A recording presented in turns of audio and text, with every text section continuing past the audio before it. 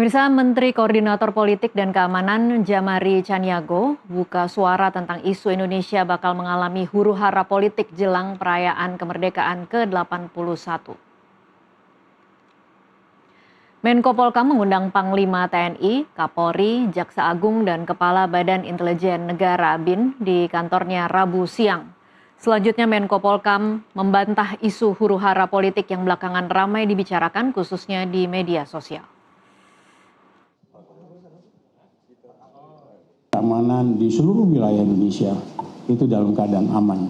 Di Jakarta begitu, di kota-kota besar begitu, di daerah-daerah yang sering kami kunjungi juga dalam keadaan aman, tenang, dan semoga semoga keadaan semacam ini bisa kita jaga bersama-sama.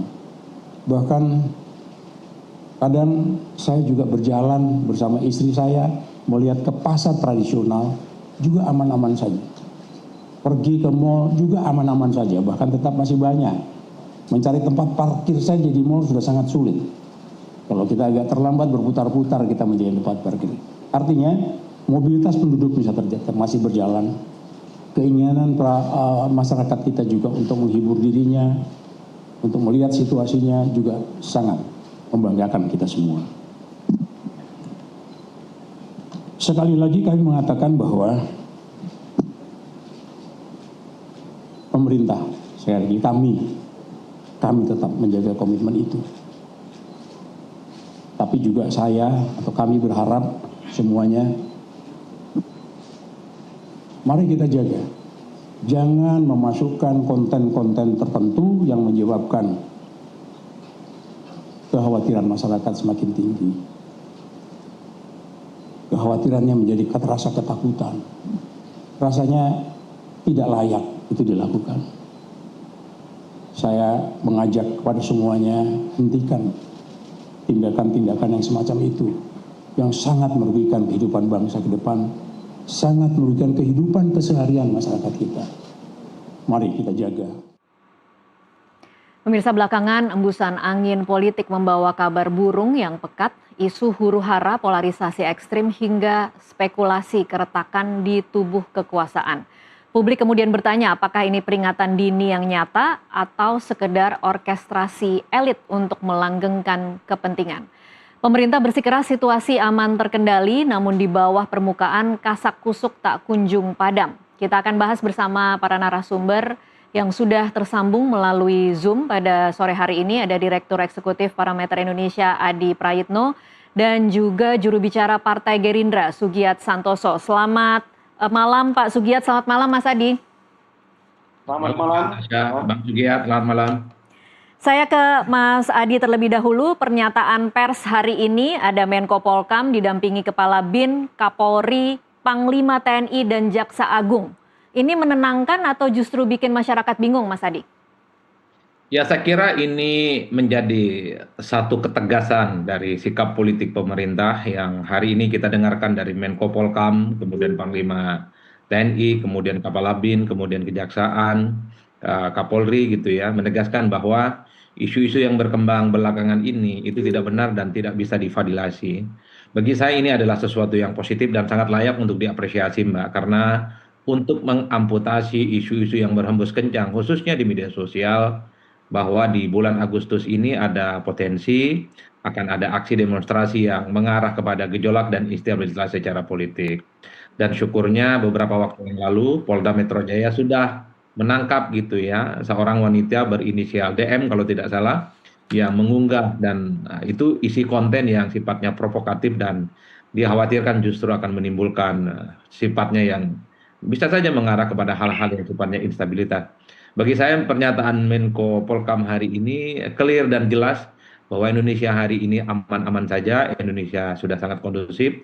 Tentu ini sejalan dengan sejumlah pernyataan misalnya dari kepala daerah tertentu seperti Pramono Anung yang meminta pagar-pagar yang dibuat oleh mall tertentu itu harus dicabut, jangan mengesankan Jakarta itu tidak baik-baik saja. Dan bahkan bagi saya ini adalah kabar baik, menegaskan bahwa kita akan memasuki perayaan Agustus 2026 ini penuh dengan riang gembira, tidak ada isu-isu yang saya kira akan mengarah kepada gejolak dan potensi-potensi anarkis. Dan kalau kita mendengarkan pernyataan dari Menko Polkam dan didampingi oleh seluruh petinggi-petinggi penting penegak hukum, bagi saya ini adalah clear dan clean.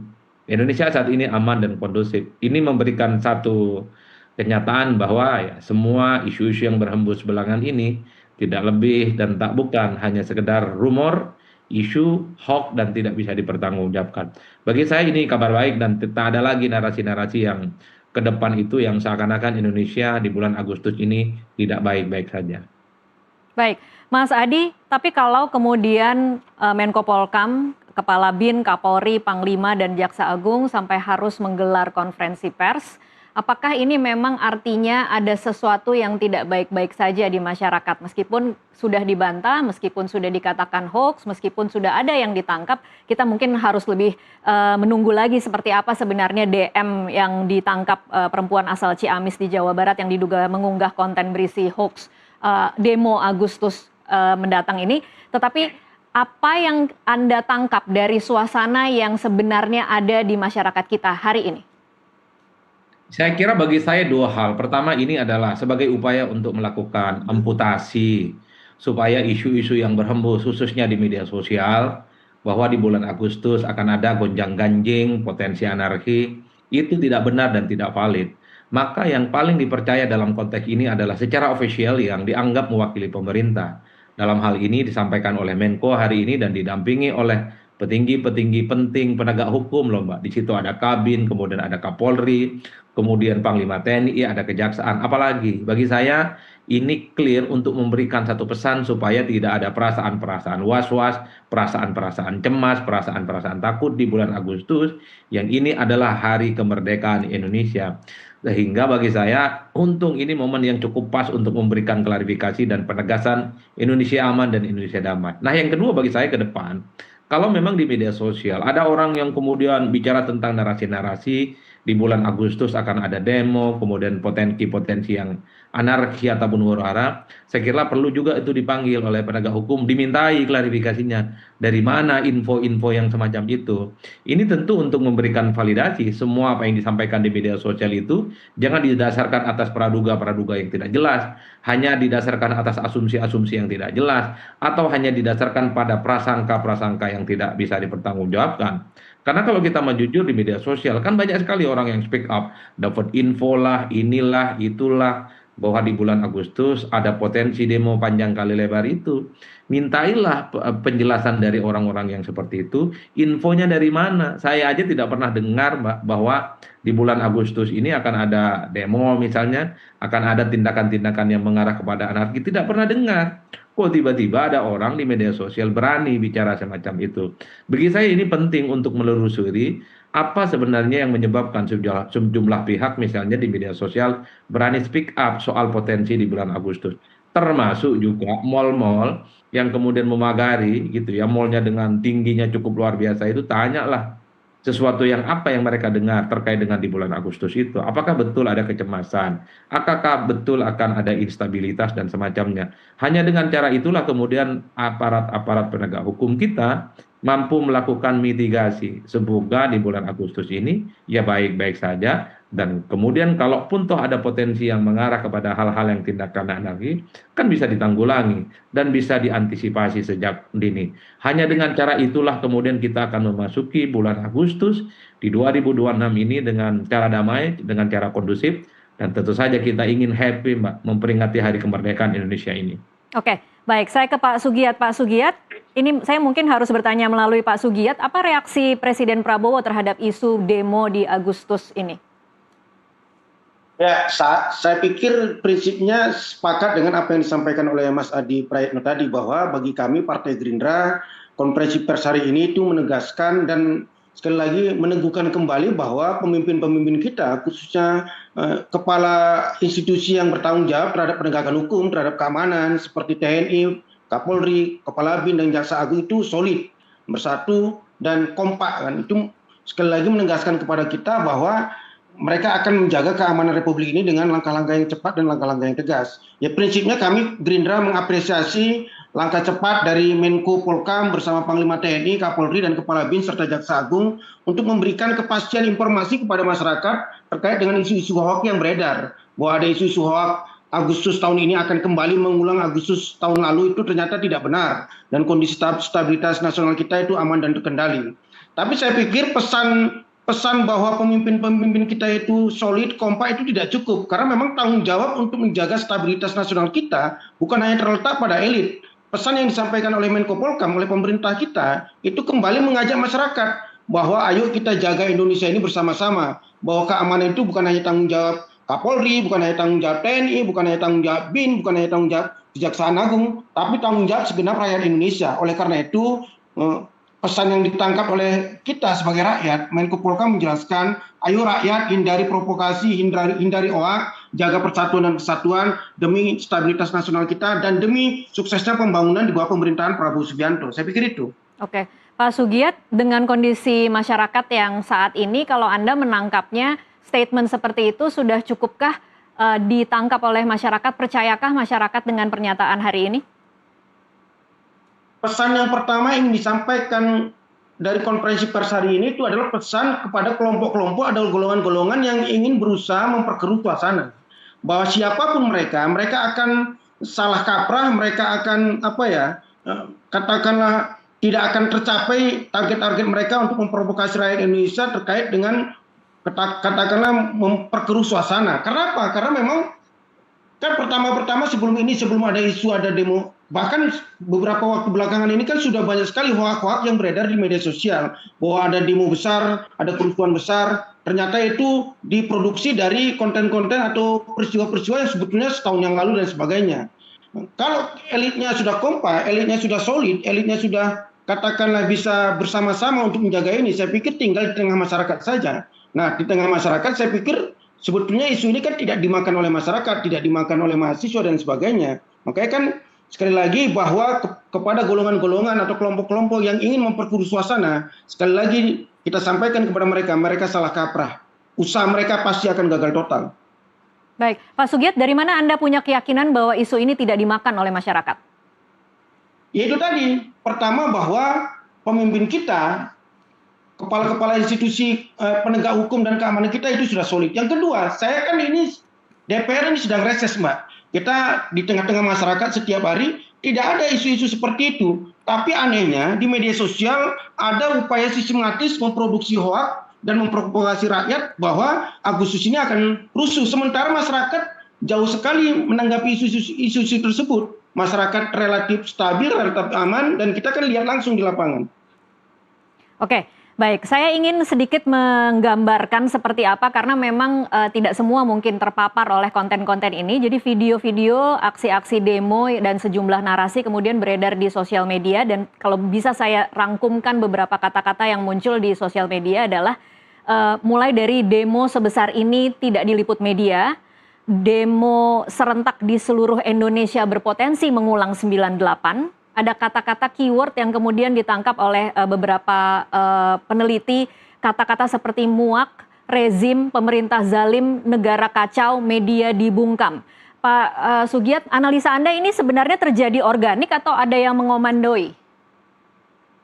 Ya kalau dia konten-kontennya itu sampai ribuan, bahkan sampai ratusan ribu, saya pikir itu ada upaya-upaya sistematis untuk katakanlah menciptakan kondisi bagaimana Indonesia rusuh, membangun persepsi lebih dahulu, baru kemudian persepsi ini seolah-olah menjadi sebuah fakta di tengah-tengah masyarakat. Saya yakin dan percaya dengan konferensi pers hari ini, Menko Polhukam langsung yang memimpin, pasti mereka juga akan mendapat informasi yang sama berdasarkan informasi intelijen, berdasarkan informasi yang ada, bahwa ada upaya sistematis mengulang kembali kerusuhan Agustus tahun lalu, bahkan mungkin provokasinya lebih dahsyat lagi, ingin mengulang kembali kerusuhan 98 dengan membangun persepsi di media sosial, post-truth bahwa Indonesia tidak aman, Indonesia sebentar lagi akan rusuh. Oleh karena itu memang sekali lagi, langkah tegas, langkah cepat yang dilakukan oleh Menko Polhukam bersama seluruh petinggi penegak hukum kita, petinggi keamanan kita, TNI, Polri, BIN, dan Kejaksaan, itu saya pikir perlu diapresiasi. Tapi yang paling penting,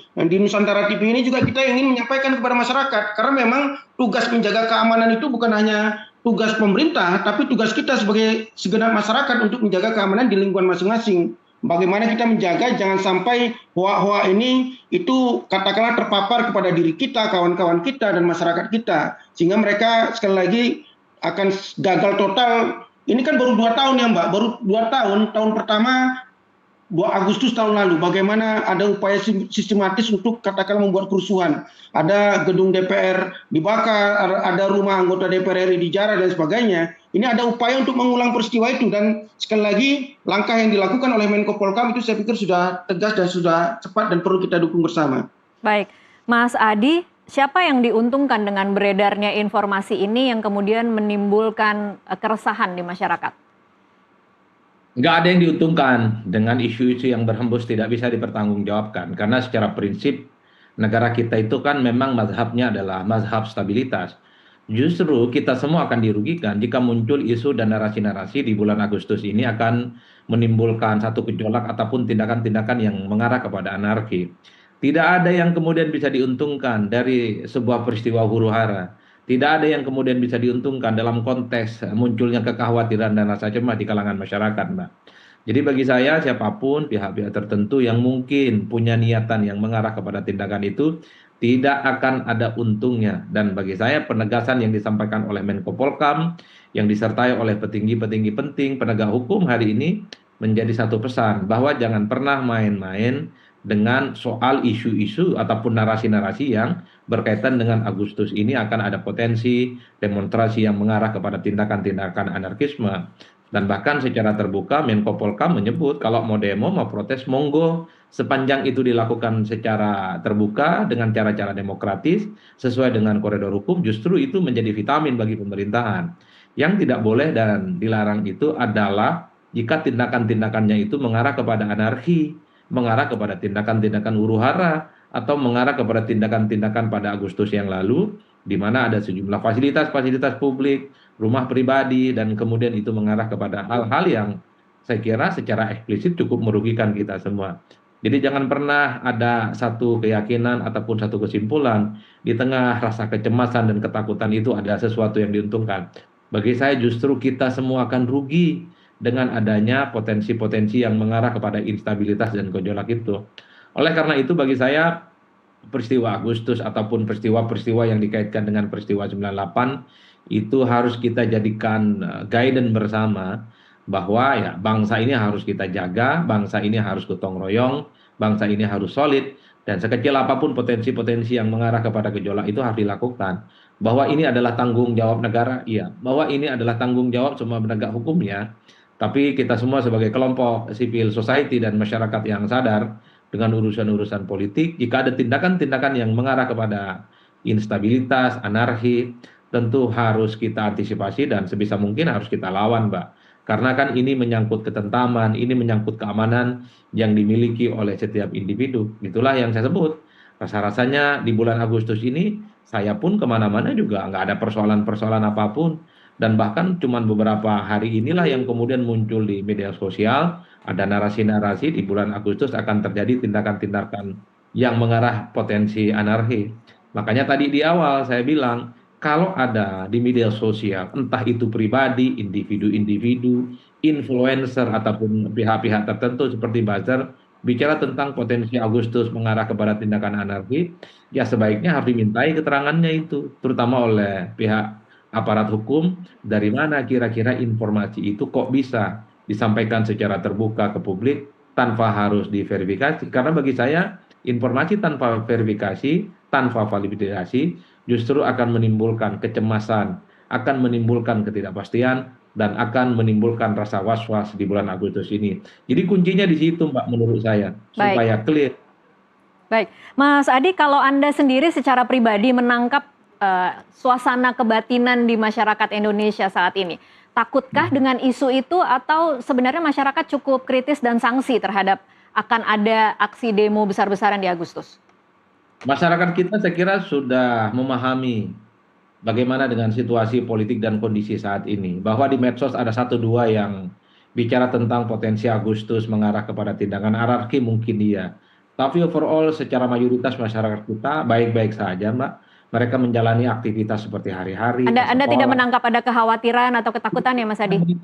Di tempat-tempat manapun aman, di mal-mal juga masih ramai, orang nongkrong sampai pagi ketemu pagi, bahkan di jalanan masih ramai, lapangan padel, lapangan bulu tangkis, orang main bola, di pasar-pasar, Nggak ada sesuatu yang orang bicara bahwa di bulan Agustus itu ada tindakan-tindakan yang misalnya seperti yang dibayangkan di media sosial. Itulah yang saya sebut overall memang secara mayoritas masyarakat kita justru menyambut secara antusias di bulan Agustus ini adalah hari kemerdekaan kita yang mestinya penuh dengan hati riang, gembira, dan tidak ada narasi-narasi yang sifatnya yang menakutkan dan mencekam itu, Mbak. Itulah yang saya sebutkan, bangsa ini adalah bangsa besar, bangsa hebat, dan sudah dewasa dalam menjalani politiknya. Dan bahkan dalam banyak hal, semendidih apapun perasaan dan sikap terkait dengan pemerintah misalnya, ada sesuatu yang sifatnya protes, masyarakat kita selalu menyalurkan dengan hal-hal yang sifatnya demokratis, protesnya masih terukur, demonya juga ada demo yang konstruktif, dan itu tidak mengarah kepada tindakan-tindakan anarki. Kalau anarki yang terjadi, kalau huru-hara yang terjadi, yang dirugikan itu adalah kita semua. Agustus lalu siapa coba yang dirugikan? Pastilah negara, karena harus memfasilitasi fasilitas publik. Kalau peristiwa Agustus itu terulang, bagi saya kita semualah yang kemudian akan dirugikan. Karenanya saya selalu meyakini bangsa ini adalah bangsa hebat dan besar, dan rasa-rasanya insya Allah di bulan Agustus ini aman, damai, dan tentram. Apalagi hari ini statement terbuka disampaikan oleh Menko loh, Menko, dan kemudian didampingi oleh pejabat-pejabat penting negara ini soal terkait dengan keamanan, hukum, dan bagi saya ini menegaskan, jangan ada isu dan rumor yang terkait dengan Agustus tidak baik-baik saja. Baik, Mas Adi tadi mengatakan protes masyarakat masih terukur, jadi artinya memang masyarakat kita masih cukup beradab ketika melakukan protes, tetapi kita juga tidak bisa menegasikan bagaimana ada kritik-kritik terhadap program-program pemerintah. Menurut Mas Adi, masyarakat hari ini masih percayakah terhadap pemerintah? Ya, protes bagi saya adalah sesuatu yang sifatnya biasa dalam konteks demokrasi.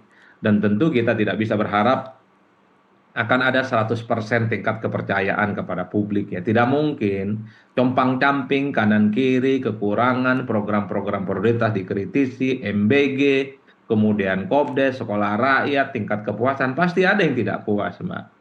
Jadi dalam konteks itulah kemudian demokrasi bisa berdenyut dan kemudian hidup secara signifikan. Yang paling penting, sehebat apapun protes dan kemarahan itu harus disampaikan dalam koridor-koridor demokrasi. Saya termasuk yang sejak lama mengandung mazhab kalau memang tidak puas dengan pemerintahan hari ini adalah opsinya di 2029. Tawarkan pemimpin-pemimpin alternatif yang dinilai punya kapasitas, kompetensi, dan dinilai bahwa dialah yang kemudian akan memimpin bangsa yang jauh lebih baik dari masa sekarang.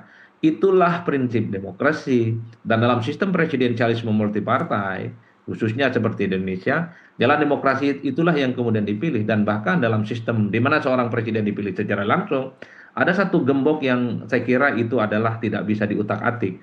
Bahwa seorang presiden yang terpilih secara langsung oleh rakyat mesti diberikan mandat sejak dia diberikan kewenangan selama 5 tahun. Itu yang disebut dengan fixed and term.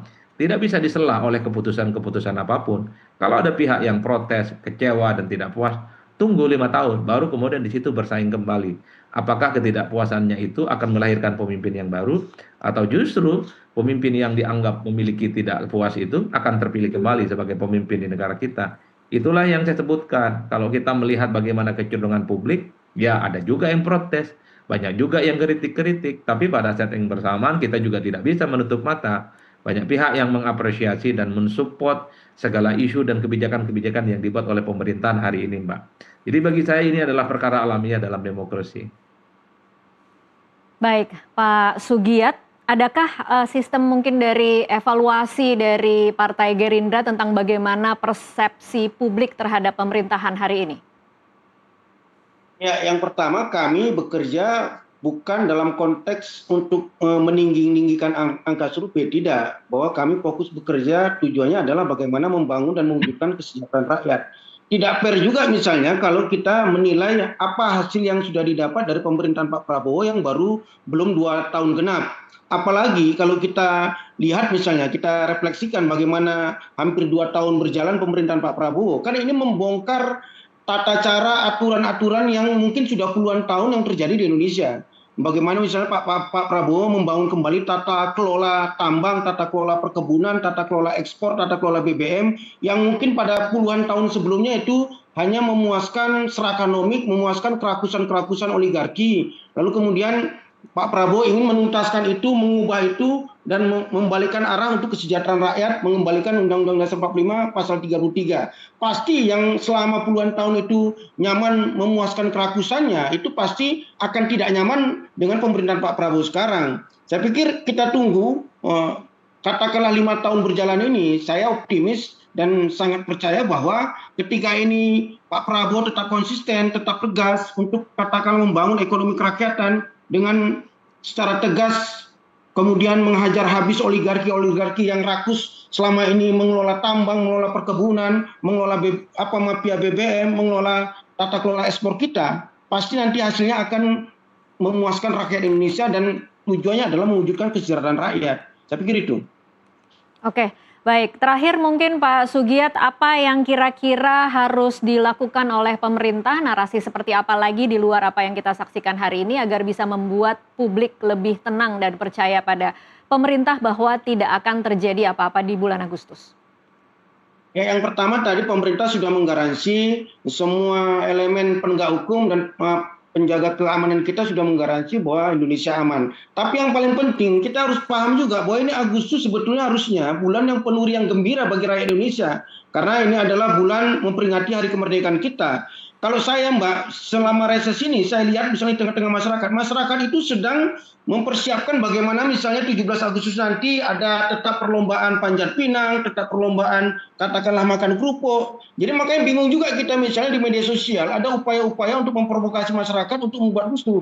Padahal faktanya di tengah masyarakat, ya biasalah setiap awal-awal Agustus mereka membentuk kepanitiaan apakah tingkat desa, tingkat lingkungan, tingkat kelurahan untuk mempersiapkan merayakan hari kemerdekaan kita di 17 Agustus yang ke-81 tahun. Saya pikir sekali lagi bukannya dalam konteks apa yang harus dilakukan pemerintah, tapi sekali lagi kita ingin menyampaikan bahwa mari kita meriahkan kembali Agustus ini dalam konteks memperingati hari kemerdekaan kita ke yang 81 tahun dengan penuh riang gembira seperti tahun-tahun sebelumnya. Jangan terprovokasi dengan hoak-hoak, dengan berita-berita yang ingin memprovokasi kita supaya tercipta kondisi bahwa Indonesia rusuh, Indonesia tidak aman. Saya pikir itu. Oke, baik. Terakhir Mas Adi, bagaimana caranya pemerintah bisa membuat publik tenang dan percaya bahwa di bulan Agustus ini memang situasi akan terkendali?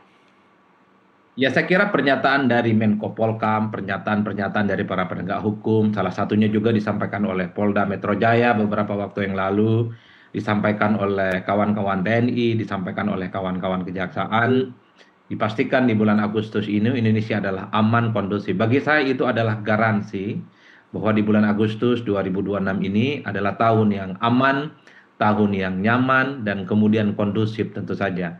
Bagi saya ini adalah satu statement yang kemudian clear bahwa tak ada lagi rumor dan isu-isu yang berhembus di media sosial bahwa seakan-akan Agustus itu akan ada potensi-potensi yang mengarah kepada anarki.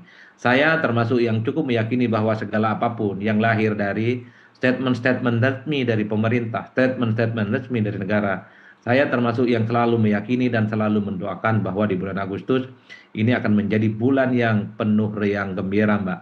Enggak ada alasan untuk takut, tidak ada alasan untuk cemas, dan tidak ada alasan untuk untuk menyambut bagaimana Agustus ini adalah bulan yang penuh dengan kemeriahan karena menyangkut kemerdekaan Indonesia. Saya kira di situ.